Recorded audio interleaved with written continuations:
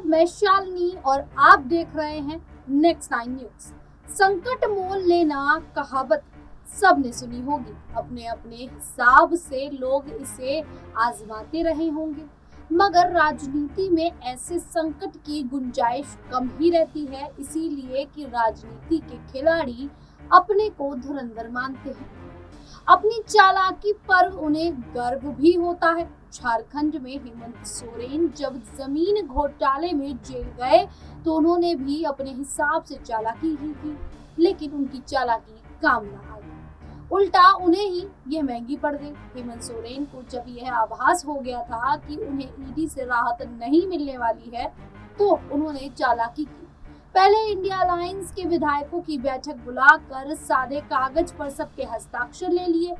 उनके मन में था कि जेल जाने की स्थिति में सीएम पद के लिए अपने किसी खास को नामित करेंगे। उनके मन में बिहार के पूर्व सीएम लालू प्रसाद यादव का आइडिया आया। अपनी पत्नी कल्पना सोरेन को वे अपना उत्तराधिकारी बनाना चाहते थे।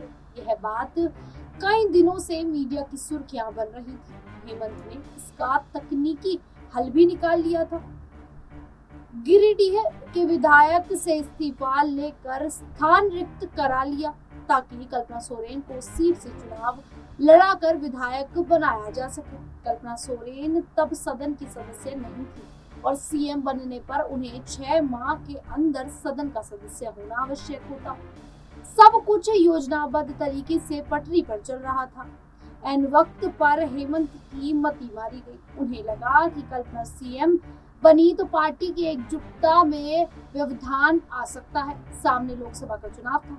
पिता शिबू सोरेन की सलाह पर उन्होंने उनके सबसे विश्वसनीय व्यक्ति के रूप में चंपई सोरेन को कल्पना की जगह सीएम बनाने का फैसला कर लिया। हेमंत सोरेन जेल चले गए। पार्टी की कमान बिना किसी पद और हैसियत के कल्पना सोरेन ने संभाली। इसका परिणाम भी सुखद आया।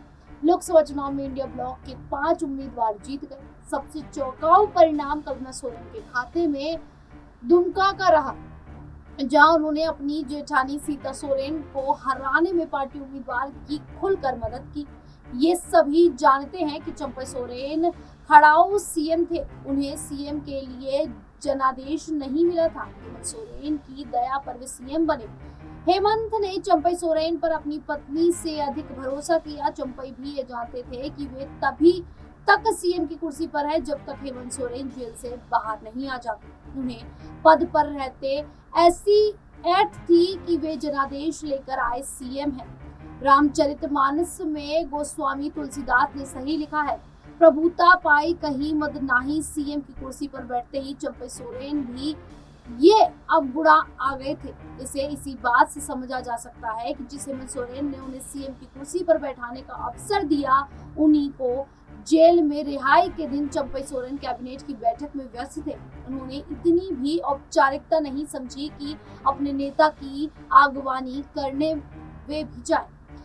जिस तरह हेमंत ने उन्हें सीएम बनाया था, उसी अंदाज में उन्हें कुर्सी छोड़ने को कहा भी। ये चंपई सोरेन को नागवार लगा। वे इसे अपना अपमान मान रहे हैं। हेमंत सोरेन जैसे ही गलती बिहार में नीतीश कुमार ने भी की थी।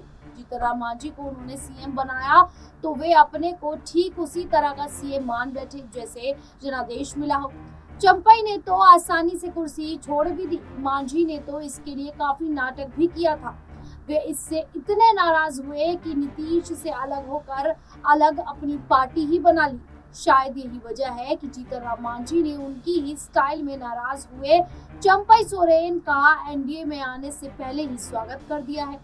उन्होंने कहा कि चंपई सोरेन टाइगर हैं और एनडीए में भी टाइगर ही रहेंगे। इस मामले में लालू प्रसाद यादव सबसे अधिक होशियार निकले। शायद इसी वजह से उन्हें राजनीति का धुरंधर माना जाता है। उनके जेल जाने की नौबत आई तो उन्होंने किसी पर भरोसा नहीं किया, कोई खुश हो या नाराज हो। उन्होंने अपनी पत्नी राबड़ी देवी को ही अपना उत्तराधिकारी बनाया।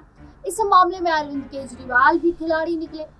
नैतिकता की दुहाई लोग देते रह गए। उन्होंने हेमंत सोरेन की तरह इस्तीफा देने का रिस्क नहीं लिया। इतना ही नहीं, उन्होंने अपनी पत्नी सुनीता केजरीवाल को राजनीति में भी उतार दिया। हेमंत सोरेन ने भी अपनी पत्नी को राजनीति में उतारा, लेकिन चंपई सोरेन पर भरोसा कर बड़ी चूक कर दी। अब जिस तरीके से चंपई सोरेन को हेमंत सोरेन ने सीएम बना तो दिया था, लेकिन जब सीएम की गद्दी छोड़ने की बात आई तो चंपई सोरेन भी थोड़ी सी नाराजगी जताते हुए नजर आए थे। वहीं नीतीश कुमार की बात की जाए तो जीतन राम मांझी को भी उन्होंने इसी तरीके से सीएम बनाया था। जीतन राम मांझी तो कई यहाँ पर ऐसे बयान भी देते नजर आए थे जो नीतीश कुमार के खिलाफ थे। कई ऐसे बयान दिए थे जो नीतीश कुमार के खिलाफ जाते हुए सीधा जेडीयू पर निशाना साध रहे थे। जीतन राम मांझी पर नीतीश कुमार ने भरोसा जताया था, लेकिन निराशा ही हाथ लगी। वहीं लालू प्रसाद यादव जब जेल गए थे तो उन्होंने अपनी पत्नी राबड़ी देवी को आगे कर दिया।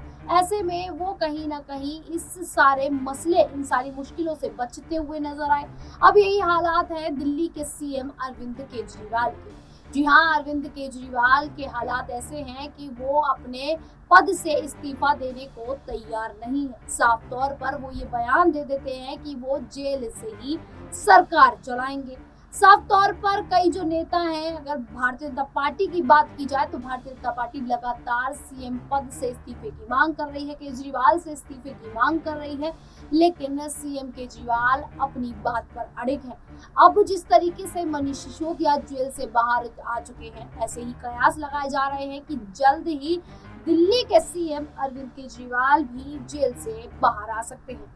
तो ऐसे में वही देखना होगा कि आखिरकार राजनीति में सबसे बड़ा धुरंधर है कौन। एक तरफ नीतीश कुमार को सबसे बड़ा धुरंधर बताया जाता है, इसलिए क्योंकि वो पलटी मारते हैं, कभी वो इधर नजर आते हैं तो कभी वो उधर नजर आते हैं। अब ऐसे ही कयास लग रहे हैं एनडीए गठबंधन में लगातार उत्तर प्रदेश में अगर नजर डाली जाए तो भारतीय जनता पार्टी में फूट पड़ चुकी है।